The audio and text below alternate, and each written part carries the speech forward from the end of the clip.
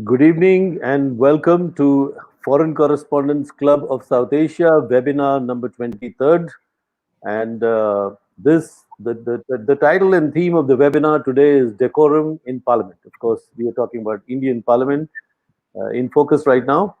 Welcome to our special guests. My name is Munish Gupta. I am the Secretary of the Foreign Correspondents Club of South Asia and also founder and managing editor of PIOTV.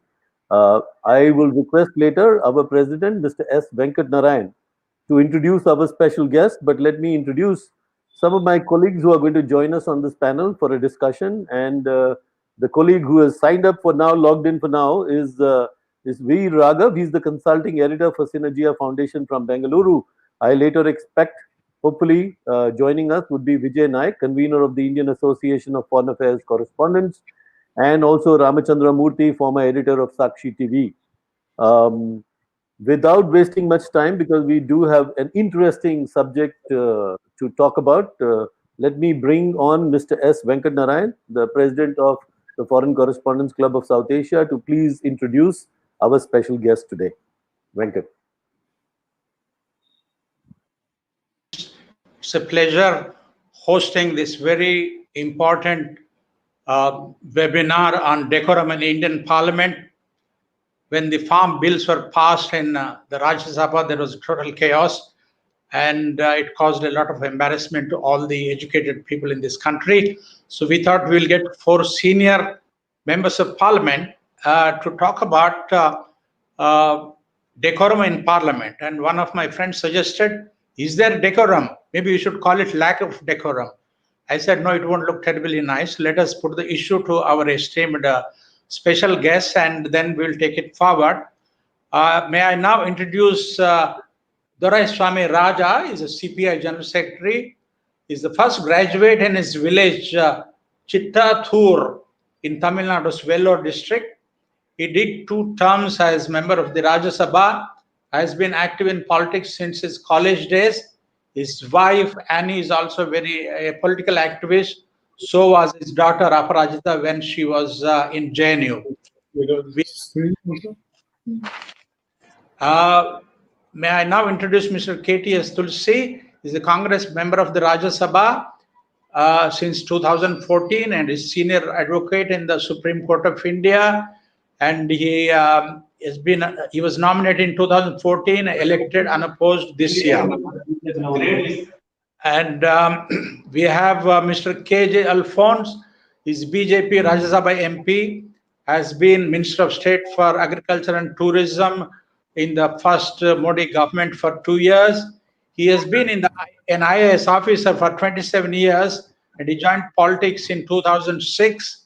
He was an MLA in Kerala, joined the BJP in 2011, first BJP central minister from Kerala, and he is known as a demolition man because as Commissioner of Delhi Development Authority, he was responsible demolishing more than 14,000 illegal encroachments and reclaimed land worth 10,000 crores of rupees for the government. He was elected to the Rajya Sabha in 2017. We have Mr. Tiruchi Siva. He is not joined us, but I expect him to join. You know, people in their respective villages or wherever they are, we still have connectivity issues. Hopefully, he'll come and join us soon. I can see Ramachandra Murthy on the screen. Tiruchi Silva is a DMK Rajya Sabha member of Parliament from Tamil Nadu. He was elected 5 times to Parliament. He's been in Rajya Sabha since 2014. He was jailed during the emergency while protesting as a college student. In April 2015, he created history by introducing a private member's bill called the Rights of Transgender Persons Bill. It was put on a voice vote and passed unanimously in the Rajya Sabha for the first time in 45 years. He is the first DMK MP to serve a 4th term in Rajya Sabha. He published 2 books in Tamil. We have chosen this subject because a lot of people in this country are concerned about the declining standards of decorum in our parliament. There was a time when you had stalwarts like Atal Bihari Vajpayee, Bhupesh Gupta, Somnath Chatterjee, Inderjit Gupta. everybody in Parliament listened with great attention, rapt attention. And in the Rajya Sabha, when Sarvepalli Radhakrishnan was the chairman and vice president of India, if anybody tried to create any noise, he would simply show his pencil and say, "Sit down." And people simply obliged him. That is not happening anymore. And this is a matter of great concern. So in the meanwhile, I would, since Mr. Tulsi has to leave a little early, I would like to invite him to speak first. Mr. Tulsi.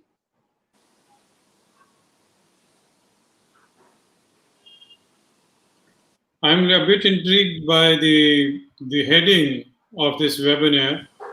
It says Decorum in Indian Parliament, as if it is at great variance with the other parliaments in the world. Now, to dispel this impression that we in India are the only ones where the decorum sometimes gives way, I would like to.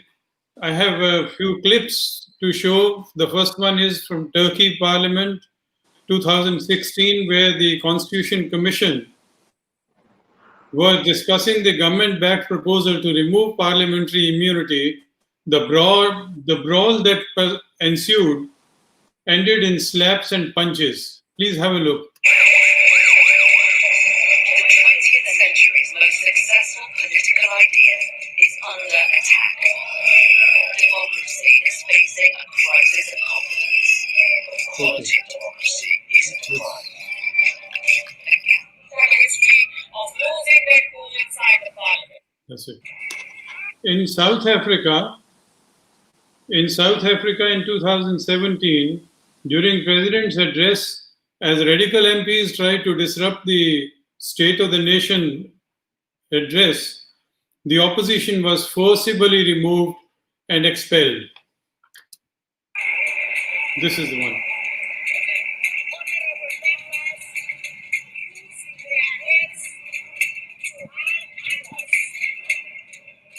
That's it. In Kosovo, in 2015, the opposition released clouds of tear gas in the House, causing 2 MPs to faint in protests against EU brokered deal with Serbia. Some of them threw pink paint and rocks were pelted at the police. Just have a look.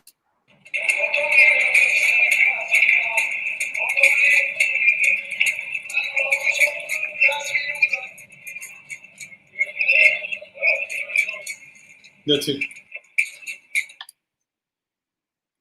In Nepal, closer home, 2015, the new constitution was being considered. What was crucial was to end instability in Nepal. The opposition legislators broke into a brawl by climbing onto the chairs and throwing microphones and shoes. Just have a look.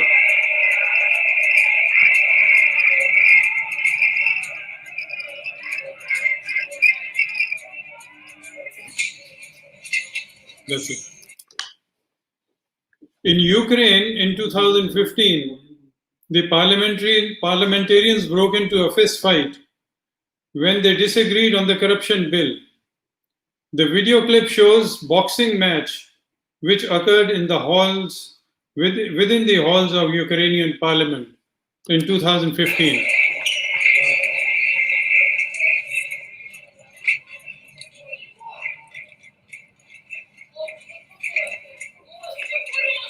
That's it. In Japan in 2015, the politicians scuffled over security bill, which could see the military might abroad for the first time.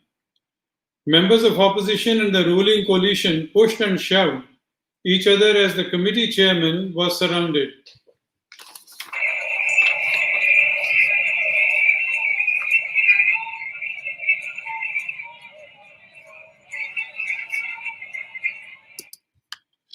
In Nigeria, in 2015, the House leadership tussle ended in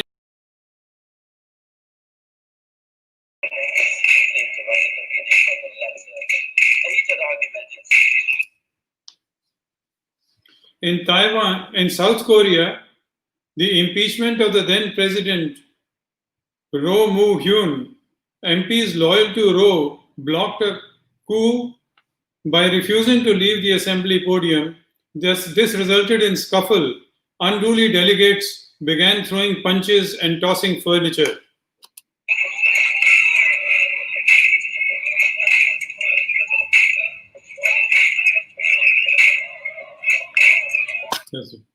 In Taiwan in 2001, MP Lo Fiu-chu was suspended for 6 months after punching a female colleague in the face. Have a look.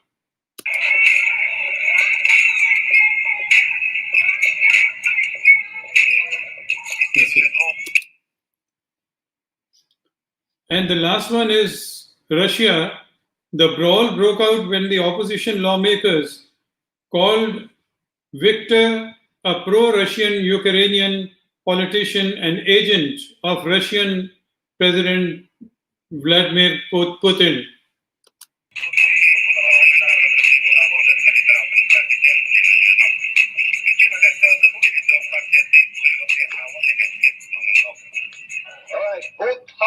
There are two clips from India. One, the NDA's chaos preventing the Indian Parliament from functioning.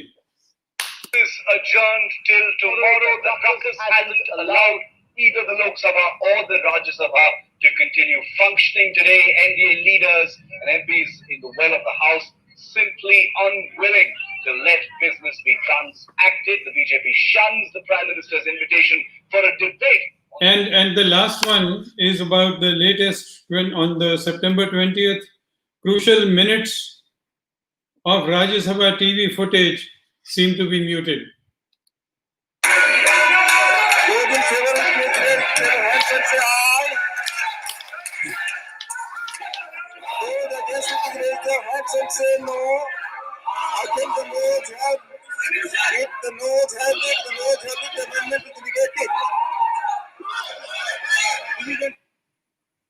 Okay.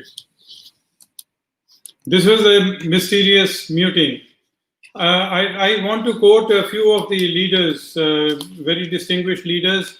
On 27th September 2012, Sushma Swaraj, as leader of opposition of Lok Sabha, said, "Not allowing parliament to function is also a form of democracy." That's what she's saying. Anyway, it doesn't matter. Arun Jaitley, leader of opposition in Rajya Sabha, said, "Disrupting parliament, we have given out a message to the country." On 30th January 2011, the Indian Parliament obstruction of parliament is in favor of democracy. On 22nd August, "We are not interested in debate." What is there to debate? That's Arun Jaitley. 26th August 2012, "Our strategy does not permit us to allow the government to use parliament for debate without being held accountable." On 28th August 2012, in an article in The Hindu, "If parliament accountability is subverted and debate is intended to be used merely to put a lid on parliamentary accountability, it is then a legitimate tactic for opposition to expose the government through parliamentary instruments available at command." And lastly, disruption should not be described as preventing work from being done. This is Arun Jaitley. What we are doing is very important work itself.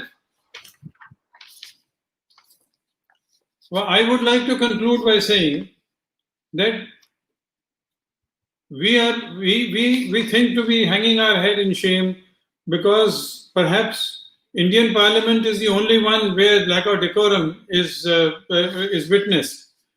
I'm not saying that Indian parliamentarians are angels, and I also agree that the way our parliament functions needs reform.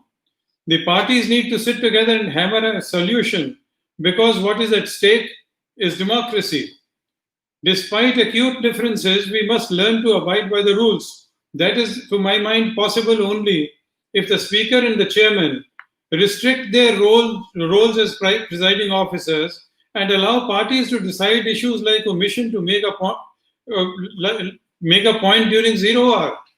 Everything zero hour is members are, and yet we have no control over it. If the greater rule is assigned to respective parties, they'll be able to rein in their members more successfully. I think there should be an increase in the role of party leaders and flow managers.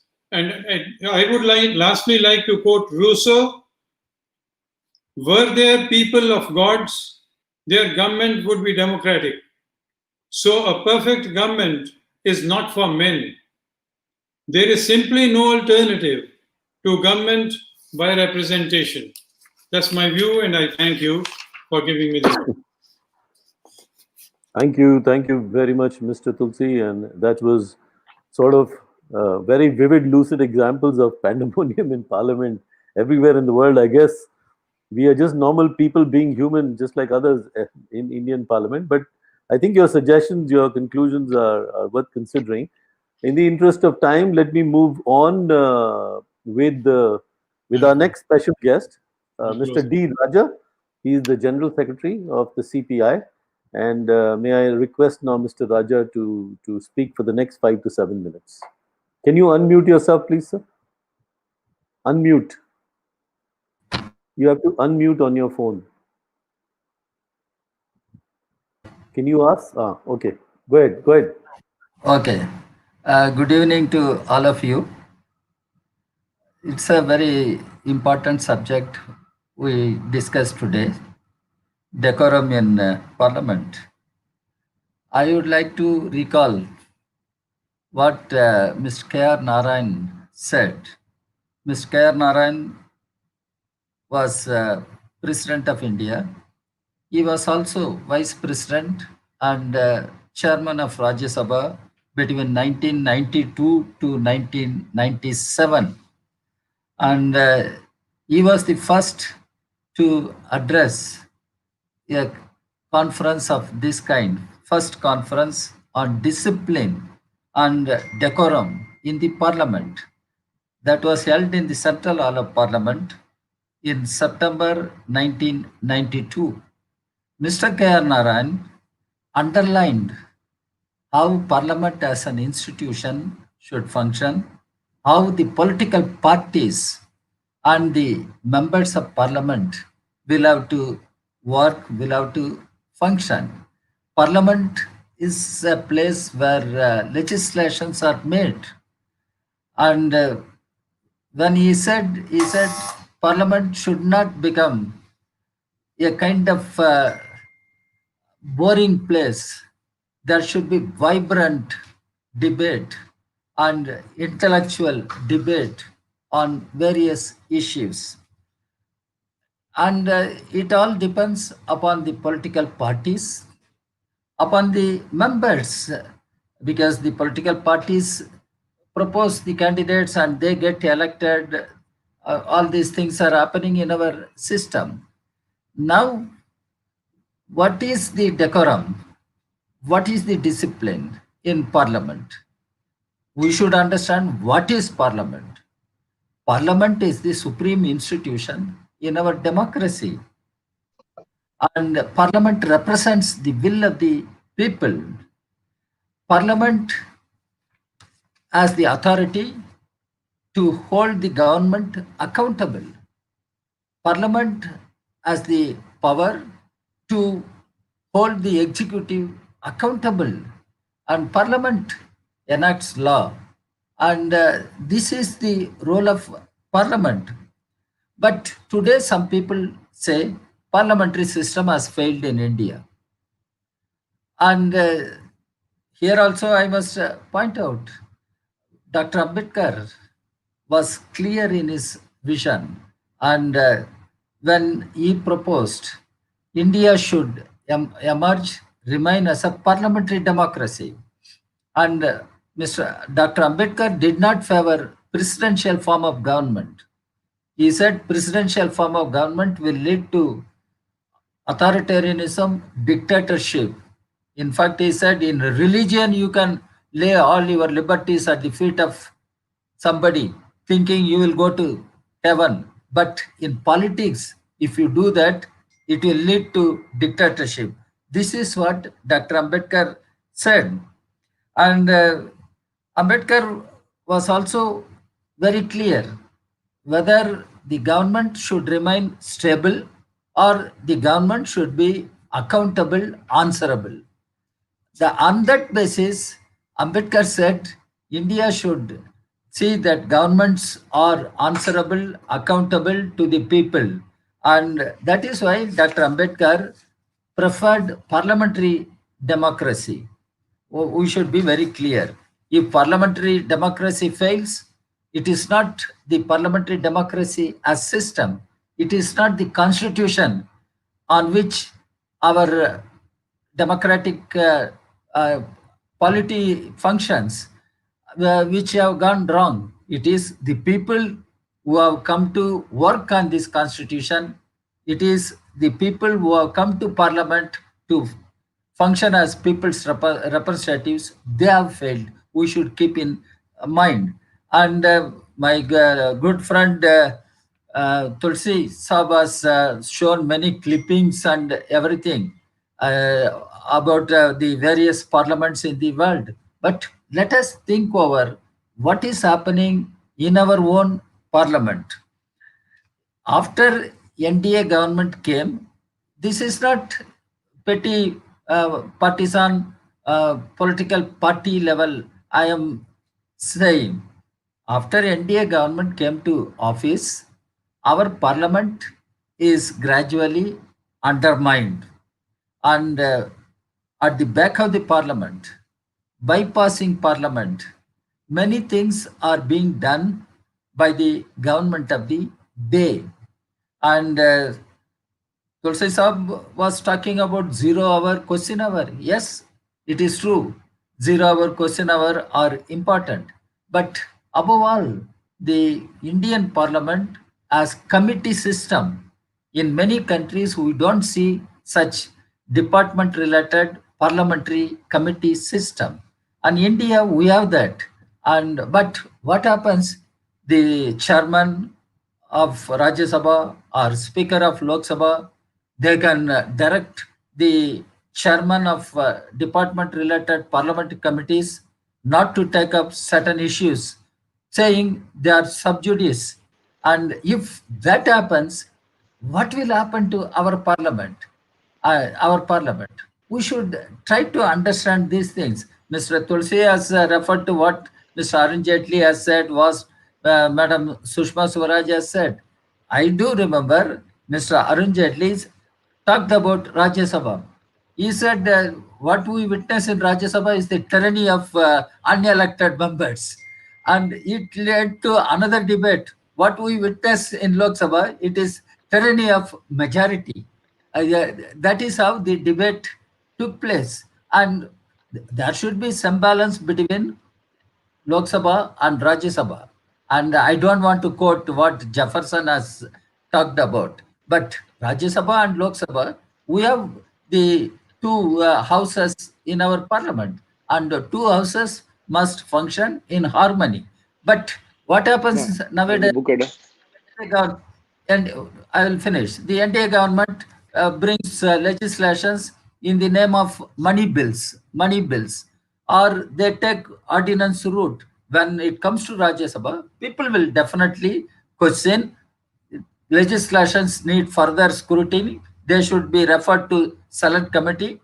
And all these are prerogatives of Rajya Sabha members. And but the present government or the ruling party do not agree, recognize these things. That is why we witness certain maybe the things have been different, but members get agitated.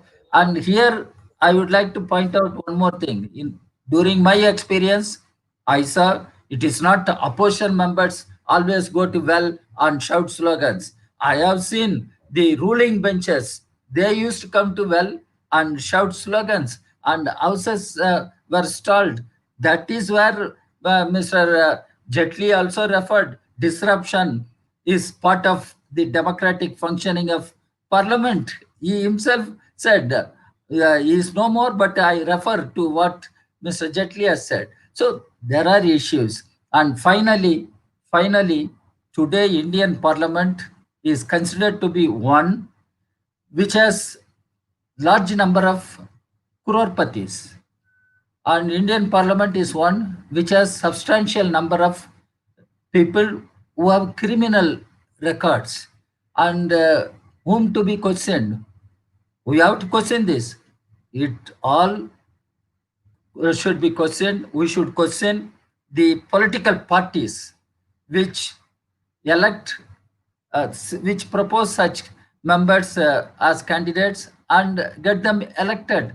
So our parliament really should become a parliament representing the will of the people, and parliament should emerge as platform where the concerns of the people, where the concerns of the nation can be articulated.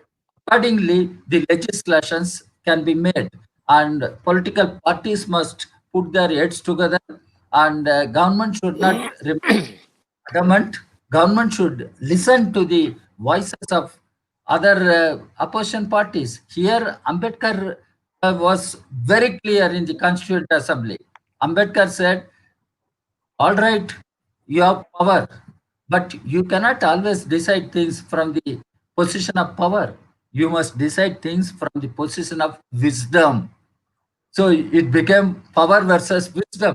Ambedkar suggested decide things from the position of wisdom. Now we should have collective wisdom, and we should put our heads and efforts together how we can improve the parliamentary democratic system, how we can uphold the constitutional morality.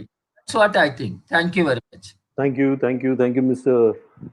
Raja. Now, let me move on to if that order is okay. I don't know what Venkat decided, but I would like to move on with the next opposition member of parliament before coming to Mr. Alphonse. So we have with us Mr. Tiruchi Siva, who is the member of parliament from DMK, and so I will give you the floor, sir. Please try to keep to 5 or 7 minutes, so that after that we have time for interaction. Otherwise, we will not have time for interaction. If I can request you to now speak. Yeah. We have been practiced to adjusting the time constraint in the parliament itself. Good evening to all. And I think had I heard Mr. Alphonse G, that would have been somewhat enlightened me, because opposition have spoken and we could have heard from one from the ruling party. That is a very good subject you have taken at the right moment, and I'm very happy, and it's a privilege for me to be a part of this. And since the time constraint is very less, I'd like to stick on to very bullet points. First of all, decorum in the parliament does not confine only with the members of the parliament. The decorum, the responsibility of maintaining the decorum rests with the government, the treasury benches, as well as to uphold the decorum by the chair. That's the foremost. When these two play a very important role, the opposition and the ruling party, the responsibility of the chair is to maintain the discipline of the house and to uphold the decorum of the parliament. What we are witnessing in the recent days is very sad. I think we will not hesitate to share that because it is in the public domain. The rules and procedures of the parliament have been drafted through the vast experience in these years and have been adopted. And we have witnessed many changes in that also. Even the General Purposes Committee, which met last time, had a lot to discuss about it, and there were too many amendments that were brought forth, but they were not taken into consideration because they were very large in number. So we asked for more time to go into that. And if those amendments in the rules come into force, I think the parliamentary democracy will be a very big question. Because Rule 258 entitles any member to raise a point of order at any point of time. But those things are in question nowadays. So the problem now is, what is the parliament? The parliament is a forum where we debate, deliberate, and decide on issues. The government, if it brings a horse, the opposition will say it is an elephant. They can say, but the government's responsibility is to prove that it is a horse without getting agitated. And the chair, which is to be the neutral position in the house, has to take both the sides as if in a balance. I don't mean to say that the opposition always calls a horse as an elephant. It is not so. It may even be. But in the recent days, our basic rights are being deprived of. It's very painful. Most of the time, other than the chairman, everyone nowadays has always tried to be a timekeeper than to allow the member to express his views on a very important issue. We, the members of parliament, are representatives of the people.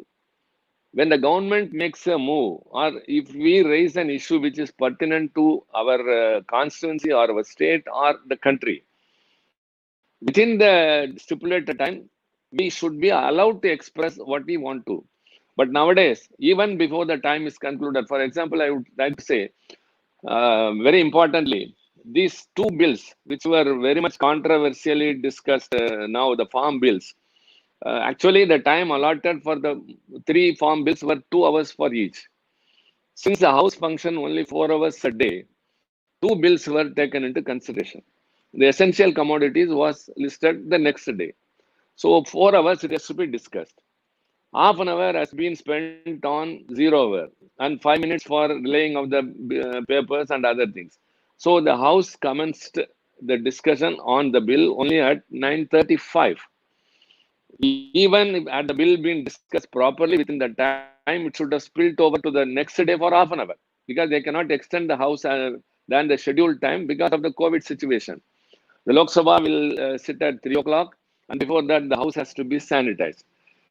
But before at 1 o'clock itself, it's a wonder all the experts who are now in this webinar can just justify how the bill came to an end before 1 o'clock within the 3.5 hours. Because every member had to say a lot on the bill, and this is these two important. First of all, they clubbed both the bills together, and everyone agreed. So it became 4 hours. So instead of two speakers speaking or a party, because every bill will take more time, they clubbed, we agreed. But within the 3.5 hours, we were not allowed to express our views and it was taken for consideration. The problem came only at that.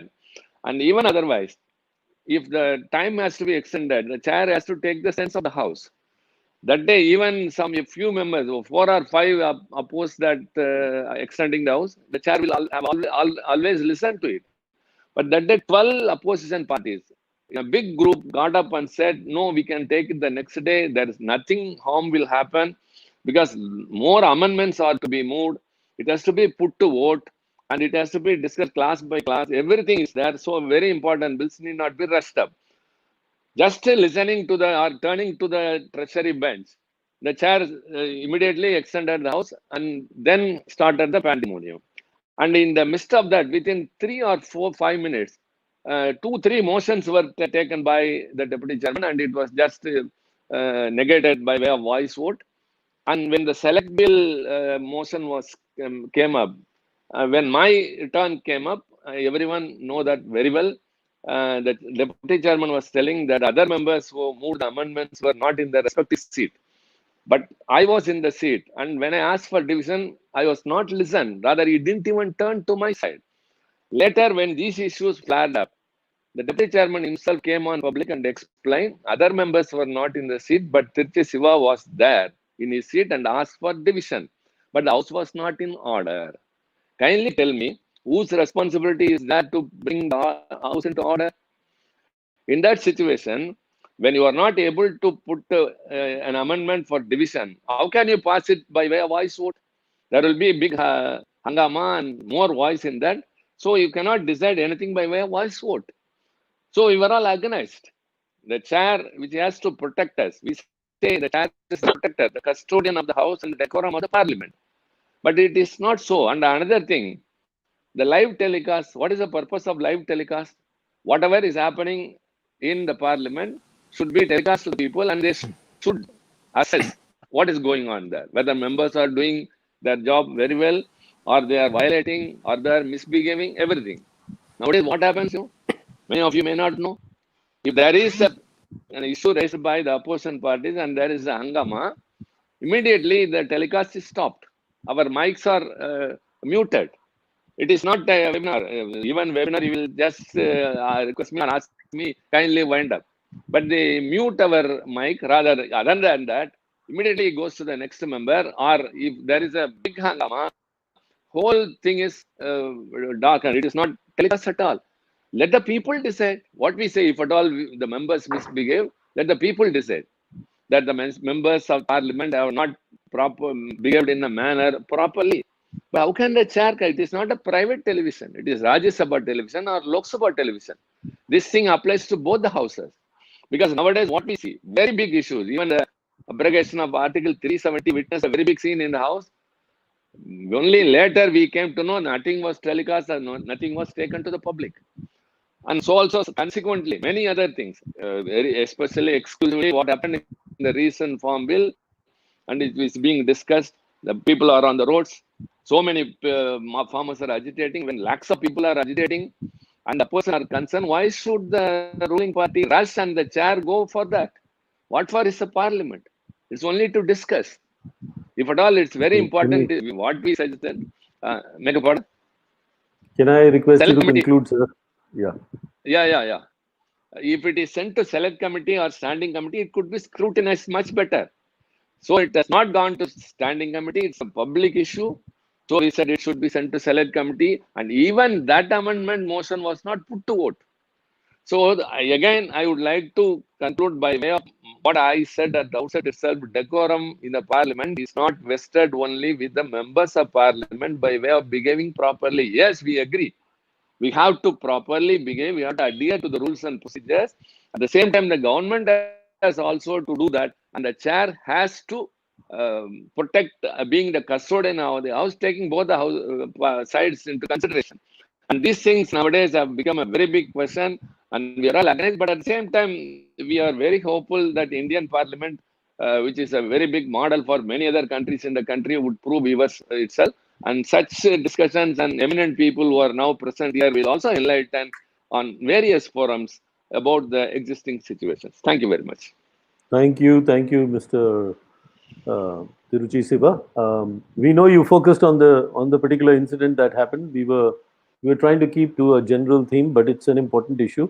We'll now come to Mr. KJ Alphonse, and Mr. Alphonse is a BJP member of Parliament from the Rajya Sabha. Mr. Alphonse, you have your 5 to 7 minutes, and after that, I believe Mr. Siva said he would like to comment after the ruling party has spoken. But we'll come to that. Let's try to hear you first. Thank you. You have to unmute yourself, sir. Can you unmute? Oh. Yeah. Now you're fine. No, you have to unmute again. I think it's a very delicate switch. You have to unmute. Yeah. Yeah. Thank you, Venkat. Thank you, Munish, for inviting me to this debate on Decorum in Parliament. And I'm so happy to be with such distinguished members of Parliament, Mr. Tulsi, Mr. Shiva, and Mr. Raja. I mean, they're all absolutely legends in Parliament who have established such a reputation. So I'm very, very happy to be here. Well, I've not been in the Parliament for a long time. I've just been there for 3 years. I came in on I think 30th of September, and it's just almost just 3 years. Prior to that, of course, I was in Kerala Assembly for 5 years, and prior to that, of course, 27 years I was in the IAS. When I was minister for 18 months, just for 18 months, I never got one chance to open my mouth in the Rajya Sabha, of which I'm a member. Not one chance. I had questions listed, I think, twice a week, possibly. In 1.5 years, I've not been able to answer one question in the Rajya Sabha. No. And not reply to anything in the Rajya Sabha at all in 18 months. The House was disrupted those 18 months continuously, and therefore I was not really able to address the Parliament. In the Lok Sabha, I took one chance. In fact, this was not a question answer session because, again, it got wiped out. and I asked the government to give me a chance to speak on demands for grants. So I got one chance to speak on demands for grants. It was really not my subject. This is how the parliament functions. I'm very sorry. People need to be heard. I completely agree with all the three distinguished members, Mr. Raja, Tulsi, and Shiva. Yes, every person in the house must be heard. There's no doubt on that. Today, you know who gets the longest time in the parliament? There is an MP in the Lok Sabha. He's a lone member of the Lok Sabha. I think he gets the largest number of chances. I think if you take the speaking time, possibly he speaks the longest. Mr. Ramachandra from Kerala. You think people don't get chances? I think people get chances to speak. And I strongly believe, coming from an IAS background, that we must have a decorum. And what is a decorum? It's very simple. I think it's a question of respecting each other, number one, to begin with.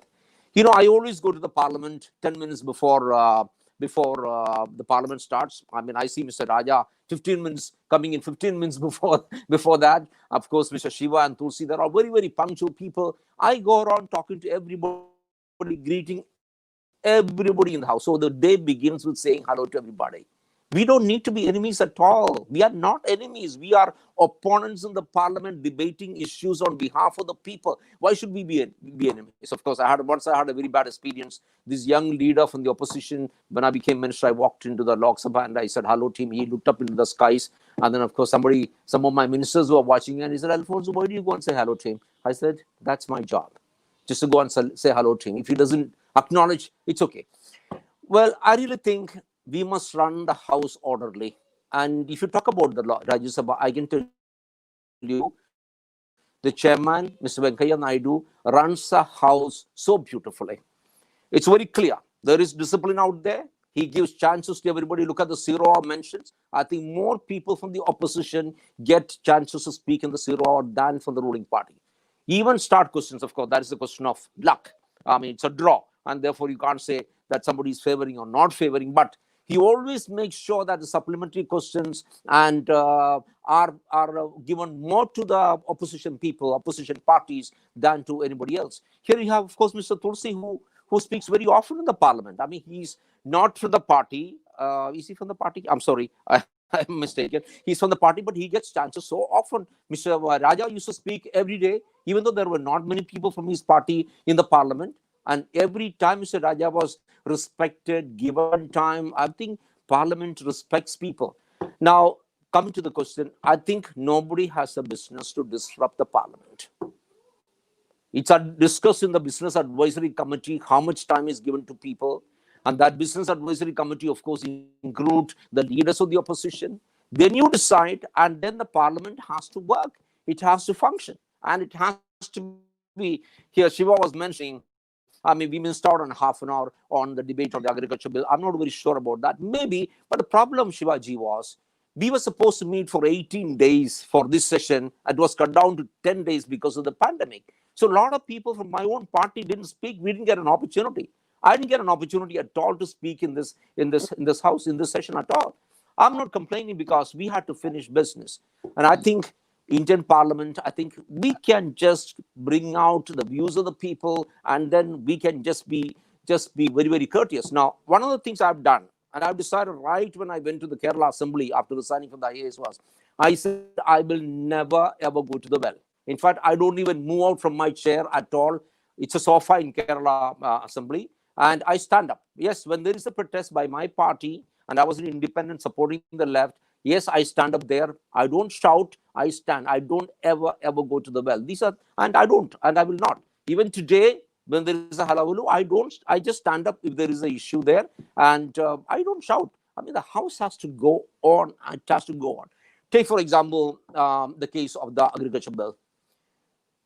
Shiva knows, Tulsi knows, everybody knows that this bill was discussed. Every person who had given name for speaking from every party was called to speak by the chairman.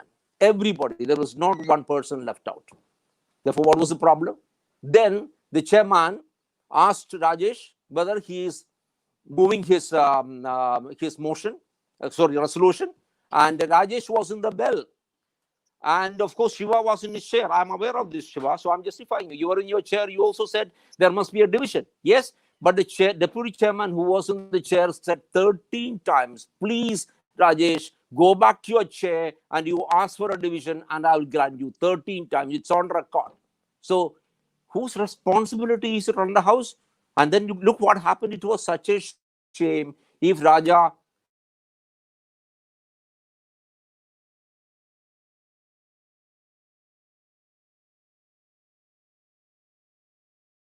table, people sitting on chairman's table, people dancing on the secretary general's table. Do you want people to see this? So I think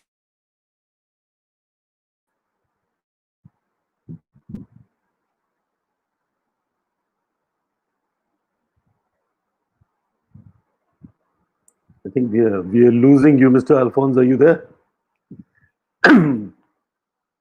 Might be an internet bandwidth issue. I guess technology is the only thing that can mute the ruling party. Yeah. But it's a bane and a boon. So we'll I'll tell you what. We'll let Mr. Alphonse, when he comes back, finish his concluding sentence. But let us move on to the interaction, because I think he's back. Can you hear me? Can you hear me? Yeah, now we can. Can you just conclude, Okay. sir? Because we are losing you from time. I'll just conclude. See, let me tell everybody here. When the division was called on a motion moved by Rajesh and other members, they had the opportunity to defeat the government on the floor of the house. Why didn't you take it? You were on the well of the house, ripping off mics, throwing the constitution around, ripping off the business. Is it what is a decorum? Is there a decent way to do it? You could have asked for division, gone back to your chair. If you voted the government on bill, we would have been very happy to be voted out, because if that's what people want, you would have been very happy. Again, you had another chance later when the bill was put to vote. You could have gone back to your chair and you could have voted. And Shiva, regarding the sense of the house, we always extend the house every day.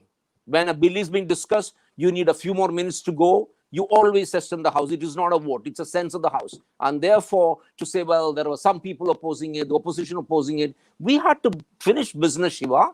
These are horrible times, the pandemic. We had to finish this business, and therefore it was very important for us to conclude the business. You had the opportunity to vote against the government. You didn't do it. So thank you very much, Venkat. Thank you, Manish, and thank you so much, my distinguished members of Parliament. It's such a privilege to be with you on this debate. Thank you. We've heard from everybody. It's a very interesting debate, very sort of interesting salvos that could be fired. Let me start with my friend Ramachandra Murthy. And I don't want to lose him again. We keep losing him to bandwidth again. Ramachandra ji, first question from you to any one of our eminent speakers. Yeah, good evening to all the distinguished politicians and journalists there. I would like to go back to 2014 when Andhra Pradesh was bifurcated. When the bifurcation bill was being debated in Lok Sabha, one MP had red pepper, and then the doors were closed, the TV relay was stopped, and the speaker said the bill was passed. There is one friend of mine who was a member there, Arun Kumar Undavalli, who still maintains today that the bill was not passed actually. He wrote a book on that. Can anyone say whether the bill was passed or not? It was a proper way to do it.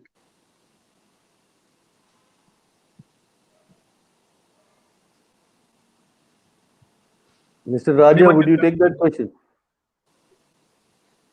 You have to unmute yourself, sir. Just unmute your mic.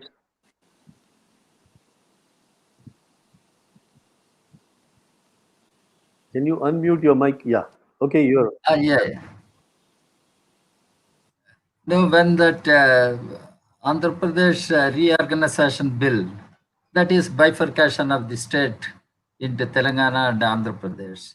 It was debated in Rajya Sabha also, but when it was debated in Lok Sabha, such an incident took place, and it was taken up very seriously, not only by the speaker, by all parties, and it should not have happened. I know from my experiences in Rajya Sabha, we were discussing the women reservation bill, and the debate continued till midnight also. And some members got agitated, got on the table and broke some glasses, tumblers, and marshals had to be called to take them out. It happened. And on other occasion also, I can say when we were discussing the plight of Sri Lankan Tamils, members got agitated and they went to chair well, and many things happened. But this should be understood as the emotional outbreak of members on a particular issue.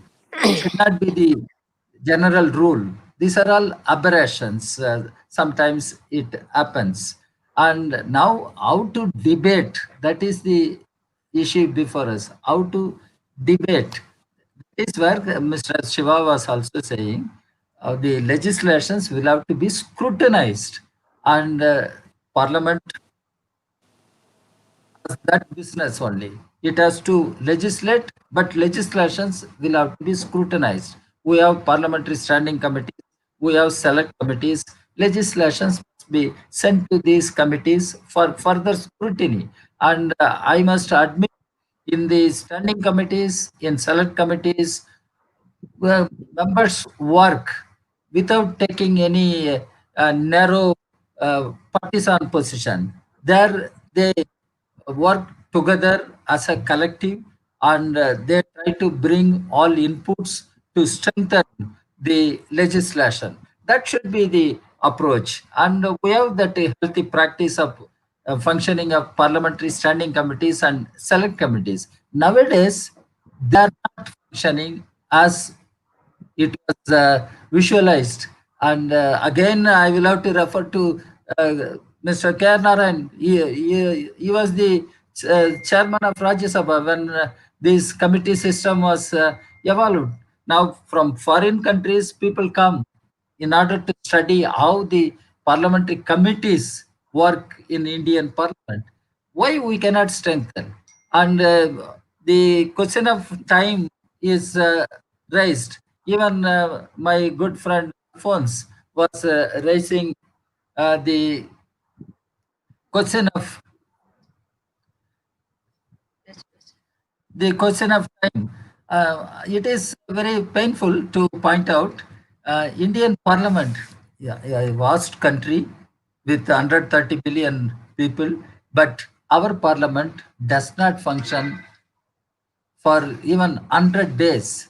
And there is a recommendation made by Conference of Presiding Officers. They said Indian Parliament should function 100 days. Now, take the statistics. How many days Indian Parliament sits? Both Rajya Sabha and Lok Sabha. Not even 100 days.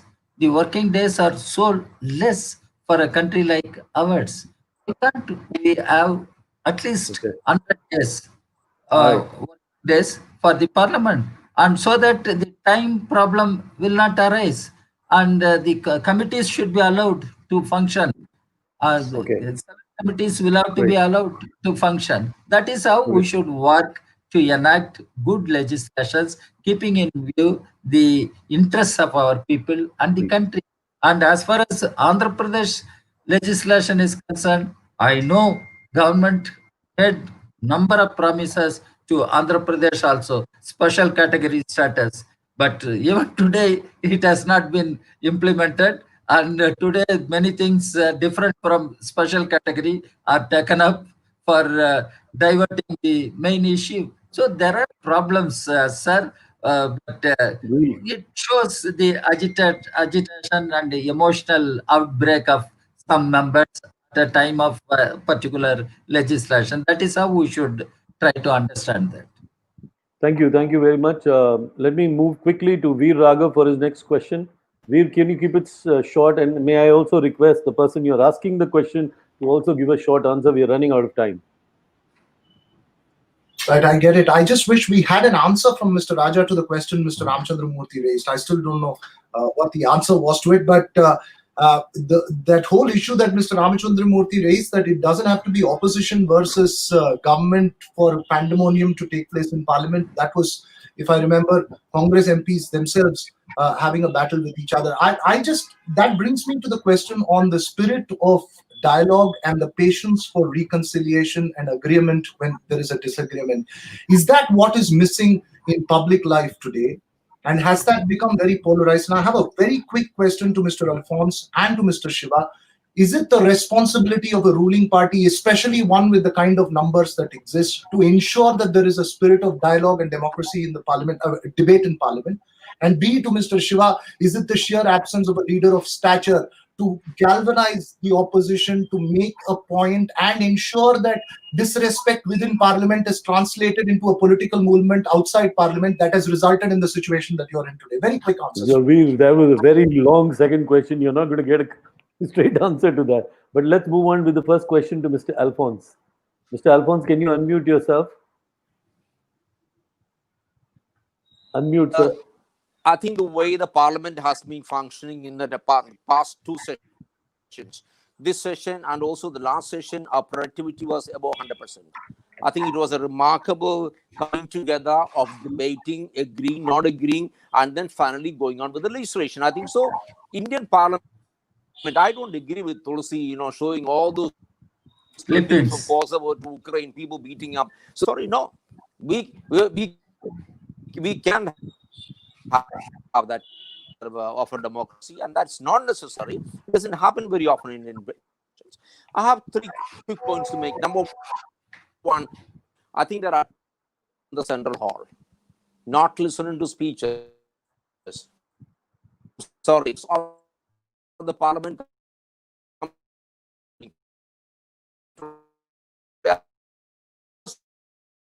So, no, that so we are not able to hear you properly. On the beginning, how many people attended? We've lost Mr. Alphonse. He will come back. Leadership crisis. He comes back. Can we come to Mr. Siva and ask him? Well, the pointed question that my friend has asked is that is opposition lacking an eminent leader of stature and substance? Is that what it is? Mr. Siva, please. You have to unmute yourself, sir. Unmute. Can you unmute? Yeah. Yes. Yes. It's not as you asked. Actually, we all are responsible. And if something that happened, otherwise we agree. Of course, it should not have happened, and we can set things right. But democracy is not always the rule of majority. It has to take into consideration the minorities' issues and sentiments also. When the opposition have something to be raised, as rightly Mr. Alphonse said, it must be heard, of course. But when we are not allowed to speak, there is no other way to agitate. The other day, many things that have happened in the past, not only this farm bill, earlier this women's reservation bill or the bifurcation bill, which Narayana Murthy mentioned here, or earlier the buffers, everything, whatever has happened, every party has played their role very well. Even we can cite too many examples. Thing is, we consider this forum as the highest forum where we can resolve the issues, because a law, if it has to be legislated, should be in the proper manner, because it's going to be a law which is going to be interpreted by the court of law, which is going to be helpful to the people. It should be done in a proper manner. That is our concern. So when it is not done so, when the government tries to bulldoze by way of its majority or the House itself does like that, we are pushed to no other way than to agitate and express our feelings. That's all. So I don't want to justify that, even when the responsibility, as I said earlier, lies with both the sides. If the government gives way and it listens, and of course consider something, flexibility must be there. That's why amendments, even why our constitution is so sound in the world, it has amendment provision. That's why Indian constitution is more vibrant than any other constitution in the world. But you are not prepared to listen to other members and to make some amendments. See, when I was chairman in the Standing Committee on Industry, 100% investment on FDI sector was passed unanimously. Even the government's treasury benches supported that because the committee discussed it elaborately and they agreed with that. So in that case, it is not happening in the parliament, means we have to resort of no other way like that. So the government has also a responsibility. That's our insistence and that is our concern. So. Thank you. Mr. Alphonse, would you like to complete what you were saying? We lost, oh, okay, we've lost him again. All right. Venkat, you are next up in the line of questions, and then I will have the final one. All right. Mr. Raja has mentioned about the presence of crorepati's and people with criminal records. I got the latest data from Professor Jagdeep S. Chokar of the Association for Democratic Reforms. They have analyzed data for 542 members of the Lok Sabha, and they found that 479 of them are crorepati's. That means 9 out of every 10 members of the Lok Sabha are crorepati's. It costs a lot of money to fight elections, and that is a matter of great concern. Let us now take the record of MPs with declared criminal cases. There are 234 MPs in the Lok Sabha who have declared criminal cases. Then you have 159 MPs with declared serious criminal cases, which means 3 out of every 10 MPs have serious criminal cases. And this is not confined just to the Lok Sabha and the Rajya Sabha, but all the legislative assemblies and councils across the country. The Association for Democratic Reforms has conducted surveys and analyzed the data of all the 4,735 MPs and MLAs and MLCs, and they found out that 3,735 MPs and MLAs are crorepati's. That means 4 out of every 5 MLAs and MPs are crorepati's. And you have 1,744 people who have criminal cases. That is nearly 2 out of every 5 MPs and MLAs have criminal cases. You also have serious criminal cases, that is 1,140. So people spend more time in Central Hall of Parliament lobbying to get contracts or something instead of attending and studying subject. I have not heard a decent speech being made in the Lok Sabha, the Rajya Sabha. There is total chaos all the time. So it's a matter of great concern. What do you think about this, Mr. Raja and Shiva and Mr. Alfonso? And do you think something should be done about this? How can you have India's parliament and assemblies full of criminals and full of crorepati's who cannot be called true representatives of the people? This is absolutely scandalous. Mr. Raja, you want to say something about this? You have to unmute yourself, sir. Unmute. Okay, go ahead. I have only two responses to your question, sir. Number one, these candidates. The selection of the candidates is the task of political parties. Now, political parties must apply their minds how to select good candidates committed to the cause of the people and the country. This is for the political parties. Whether they are crorepati's or having criminal records, that is for political. But that's what initially I said. Political, quoting Ms. Narayan, political parties have a responsibility to send suitable, capable members to the parliament. The second thing is, what you are saying, what is happening in Central Hall or outside. India needs a comprehensive electoral reform now. And the first past post system has really exhausted its potentials. Now we should think of proportional representation system. It is there in several countries. Candidate, the party list, then candidate list, and it brings some changes in the composition of the members of parliament. So we should think of comprehensive electoral reform in the country. All parties should put their heads together and come to some consensus what is good for the country, how to preserve our democracy, how to take the country forward as a democratic nation. Thank you. Thank you. I just want to come to Mr. Alphonse because he had not completed and he can answer this question too that Venkat asked. Mr. Alphonse, can you unmute yourself? Oh, he's gone again. Mr. Siva, it comes back to you. Yeah, You are the lucky man. Can you Leonard, Mr. Venkat Narayan has expressed two concerns. One is about the number of criminals who are present in the legislature, not only the parliament.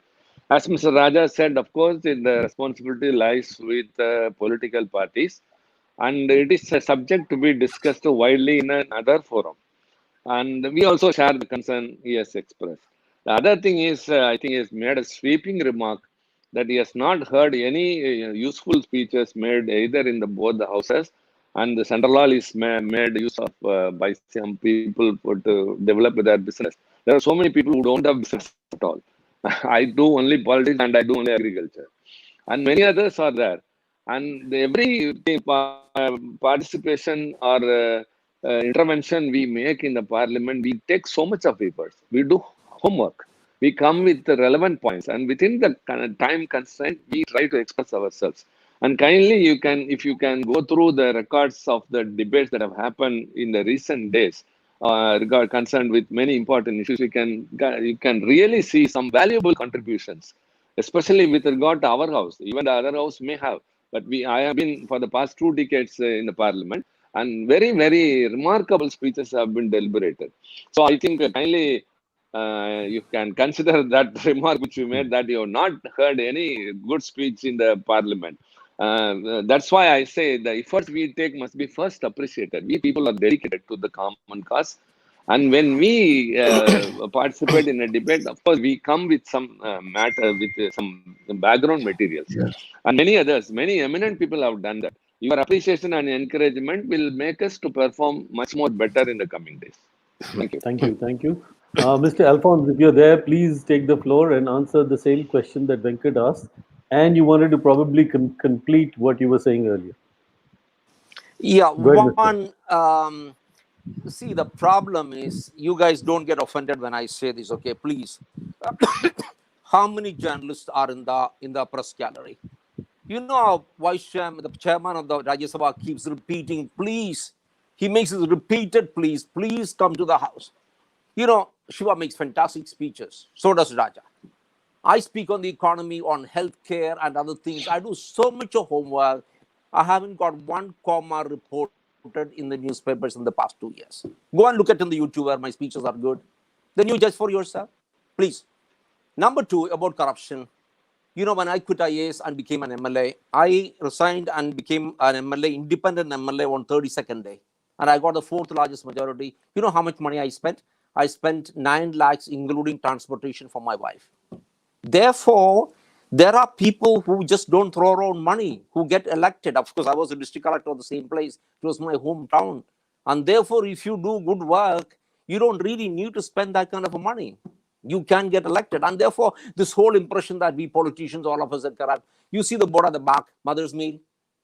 My mother passed away 2 months back, 3 months back, and we've started a scheme under which we are going to supply 1 million meals to people. We started a WhatsApp group called Distress Management Collective at the beginning of the coronavirus. We have supplied 1 million meals to people sitting in my room right here. All this is possible. So many MPs are doing it.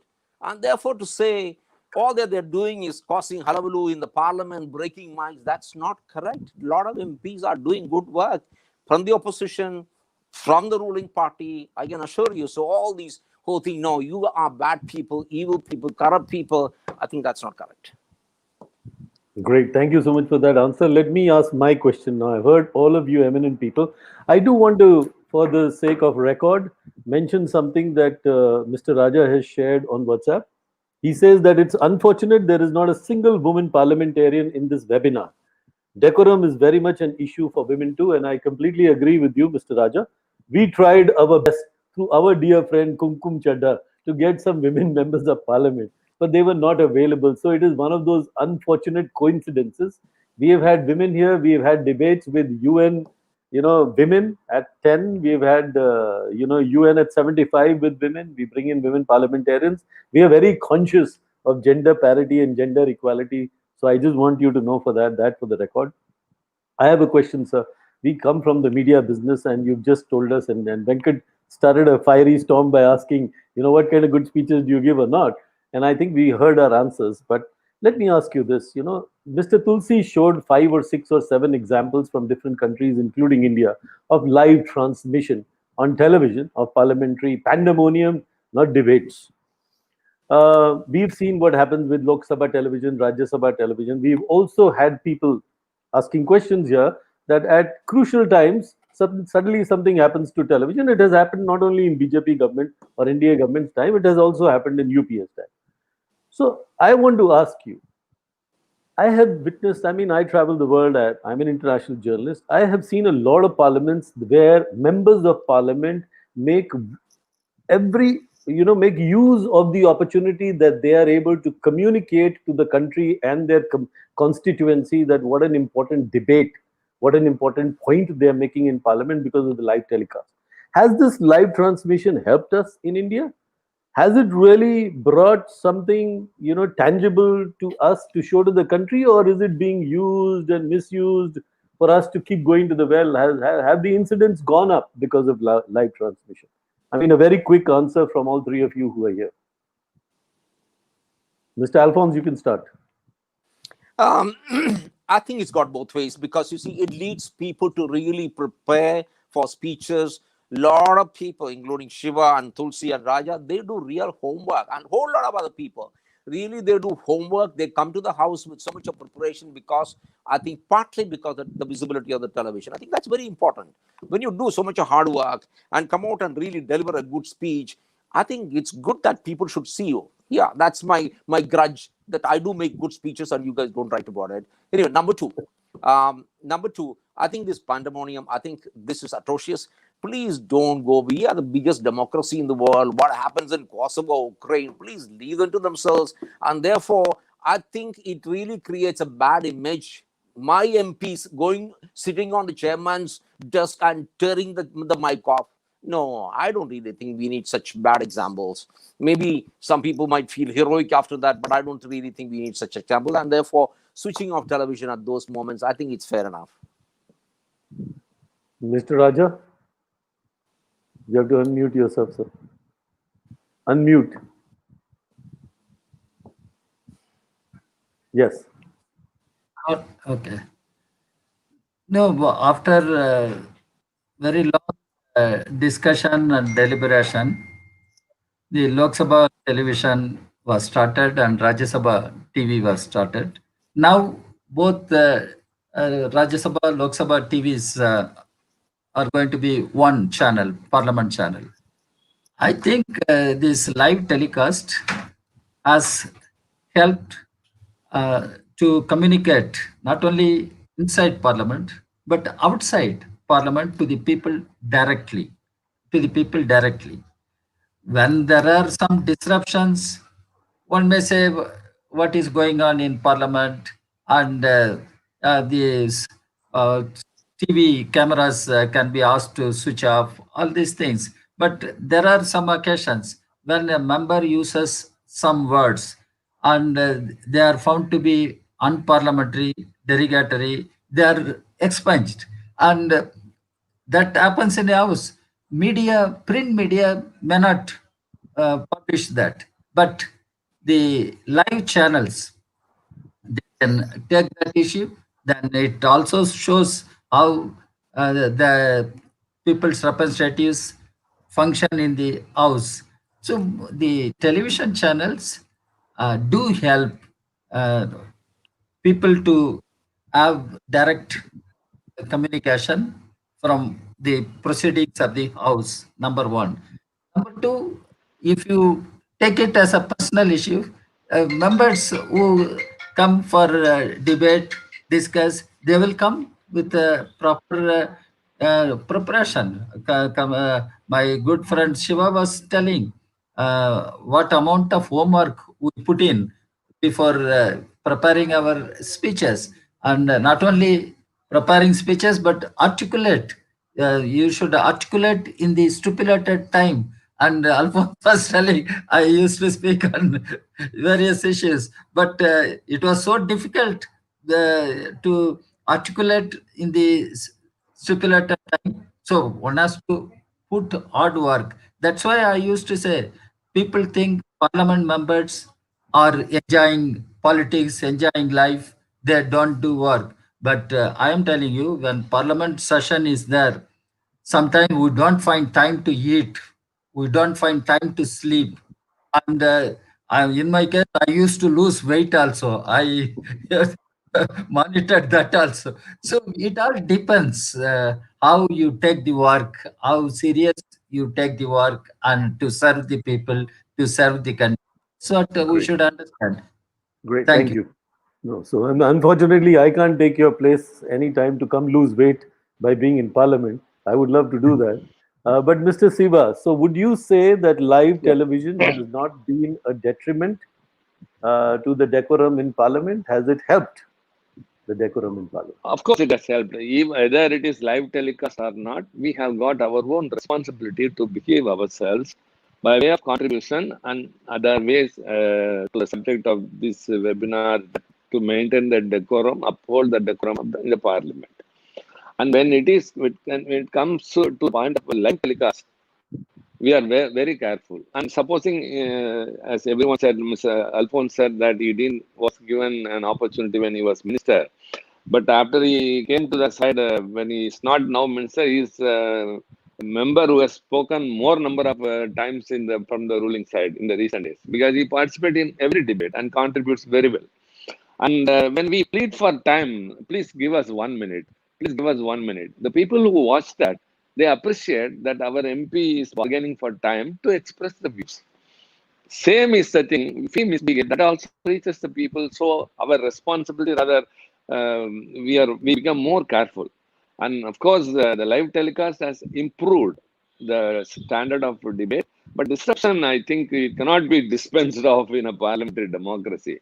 It is peaceful agitation, rather a disagreement expressed in some other manner. When we have to say something and when it is not heard, outside the parliament, how people have got some democratic rights. We too express that in a manner, and the chair will sometimes pacify them, or they will adjourn the house, they will cool them, they will call them, speak to them, and sometimes they stand up on their legs and request, please sit down and all. These things are common in democracy. Otherwise, no, you should not speak. No, you should sit down. No, I should keep silent. Means that is not democracy. That is autocracy. So I think disruption cannot be dispensed off from the parliamentary democracy, but it should be within limits. And of course, the live telecast has improved the level of debates in both the houses. I agree to that. And that must be implemented in the manner. As I said, the two televisions are going to be become one. This is a day of amalgamation. One nation, one ration card, one nation, one election, one parliament, one TV and all. I don't think that will be of help anything.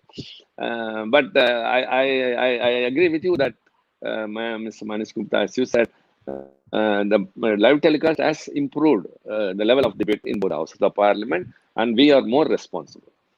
Thank you. Thank you. No, but that makes us feel good that we as media, through these live telecast and reporting the live telecast to our audience, have played a role in keeping or enhancing the role and decorum in Parliament.